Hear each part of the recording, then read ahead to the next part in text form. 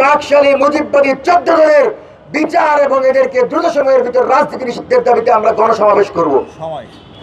এবং সময়টা হলো দুপুর 12টা থেকে বিকাল 4টা পর্যন্ত প্রেস ক্লাব ছাত্র জনতার দখলে থাকবে ইনশাআল্লাহ।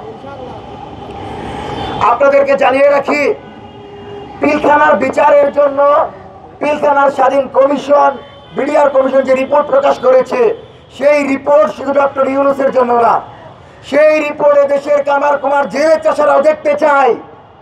গুম কমিশনের রিপোর্টের মতো সেই রিপোর্ট যেন জনসম্মুখে প্রকাশ করা হয়, আমরা যেন জানতে পারি সেখানে তাপসের ভূমিকা কি ছিল, আমরা যেন জানতে পারি সেখানে হাসিনার ভূমিকা কি ছিল, আমরা যেন জানতে পারি সোহেল তাজের ভূমিকা কি ছিল।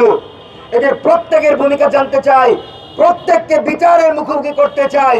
হাসিনার ফাঁসির রায়ের জন্য যত বেশি আওয়াজ উঠবে, তাতে মনে করতে হবে বাকি যারা আছে তাদেরকে যারা সহযোগিতা করেছে এদের প্রত্যেকের সমানভাবে বিচারের মুখোমুখি করতে হবে। একটা বিচারকে আমরা বড় করতে গিয়ে যেন অন্যদেরকে আমরা ছাড় দিয়ে না দেই। এবং স্পষ্টভাবে বলছি, জুলাই পিলখানা এবং মুজিববিরোধী আন্দোলন এবং শাপলা গণহত্যার বিচার ছাড়া 26 সালে বাংলাদেশে কোনো নির্বাচন হতে দেওয়া হবে না। সংস্কার ছাড়া বাংলাদেশে কোনো নির্বাচন আমরা দেখতে চাই না। রাতের ভোট দেখতে চাই না। আমরা চাই না এমন কোন ভোট হোক যেখানে আমার বাহিনী, পুলিশ, বিডিআর, সেনাবাহিনী কোনো একটি দলের এজেন্ডা বাস্তবায়ন করছে। আমরা এমন কোন নির্বাচন দেখতে চাই না। আবু সাইদ ওয়াসিমের রক্ত দেওয়ার পর বাংলাদেশের জনমানুষের নির্বাচন দেখতে চাই, যেখানে আমার ভোট আমি দিব, যাকে খুশি তাকে দিব। পৃথিবীর কোন শক্তি, বাংলাদেশের কোন দল মত আমার উপর আধিপত্য তৈরি করতে পারবে না, আমার মতের উপর তার মত চাপিয়ে দিতে পারবে না। সেজন্য সেই পরিবেশ তৈরি করতে হবে। এবং কোন উপদেষ্টা ক্ষমতায় থেকে যেন নির্বাচনের ঘোষণা দেয় না দেয়।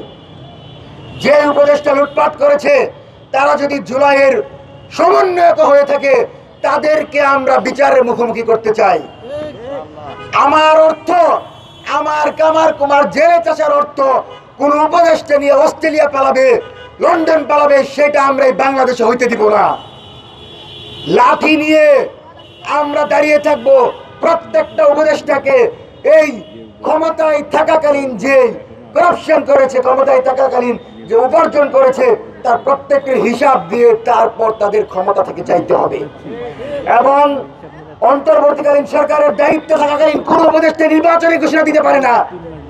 তারা বলেছিল তারা জুলাইকে বিক্রি করবে না, কিন্তু শুধুমাত্র মুক্তি পাওয়ার লক্ষ্যে যেন তাদের বিচার না হয়, সেজন্য জুলাই কেন্দ্রিক জোটের বিপক্ষে এই আসিফ মাহমুদ সজীব ভুইয়ার অবস্থান নিচ্ছে।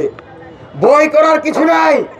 আমরা আমাদের জীবনের পরোয়া করি না। আমরা শুধু মনে করি এই বাংলাদেশে ইনসাফ কায়েমের লক্ষ্যে যদি আবারও জীবন দিতে হয়, আবারও আবু সাইদের মতো আমাদেরকে বুক চেতিয়ে দাঁড়াতে হয়, তবু আমরা দাঁড়াতে চাই। কিন্তু ইনসাফের সাথে কোনো কম্প্রোমাইজ আমরা করতে চাই না।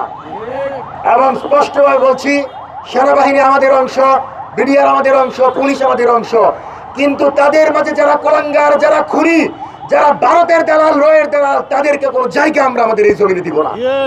পুত পবিত্র এই জমিনে আমরা জুলাইয়ের আলোকে, প্রিয় বাংলাদেশকে আমরা ইনসাফের আলোকে সাজাতে চাই।